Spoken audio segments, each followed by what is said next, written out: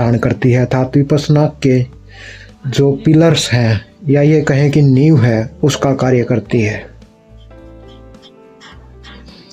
ऐसे ही ध्यान संबंधी बातें, ज्ञानवर्धक बातें सुनने के लिए, समझने के लिए, अपने जीवन में धारण करने के लिए जुड़े हमारे धम्म योगा यूट्यूब चैनल से आप सभी का बहुत बहुत स्वागत है, अभिनंदन है। सबका